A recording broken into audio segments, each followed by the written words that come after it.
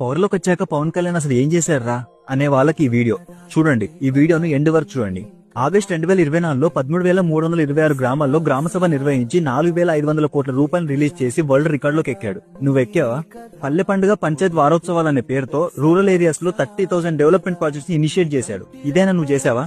మన ఊరు మాటమంతి అనే ప్రోగ్రామ్ ను లాంచ్ చేసి రావివల్స అనే విలేజ్ లో లోకల్ డెవలప్మెంట్ కోసం 15 crores శాంక్షన్ చేశాడు. అండ్ ఆటో డ్రైవర్స్ కోసం ఆటో డ్రైవర్ సేవలో అనే స్కీమ్ తో ఒక్కొక్కరికి 15,000 రూపాయలు చొప్పున 2.9 లక్షల ఆటో డ్రైవర్లకు 436 కోట్ల రూపాయలు ఖర్చు పెట్టాడు. ప్రకాశం జిల్లాలో 578 నివాస ప్రాంతాలకు పైప్ లైన్ ద్వారా డ్రింకింగ్ వాటర్ ను అందించడం కోసం 1,290 కోట్ల రూపాయలను ఇన్వెస్ట్ చేశాడు. ఇలా గవర్నమెంట్ స్కీమ్ల పేరుతో ఎన్నో చేశాడు. ఇక పర్సనల్ గా అంటారా? ఆయన శాలరీనే పనిచేస్తున్నాడు కదా, ఇంకేం చెప్పాలి. ఎక్కడైనా పవర్ లో ఉన్న రాజకీయ నాయకుడికి అప్పులు ఉండడం చూసారా?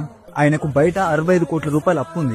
ఈ రోజు నుంచి పవన్ కళ్యాణ్ ఏం చేశాడు అని క్వశ్చన్ చేసే ముందు నీ లైఫ్ లో నువ్వేం సాధించావో చూసుకో.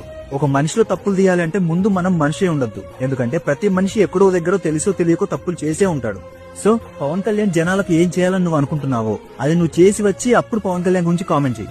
అంతవరకు ఆయన గురించి మాట్లాడే అధికారం, హక్కు నీకు అండ్ నాకు ఇద్దరికి లేదు.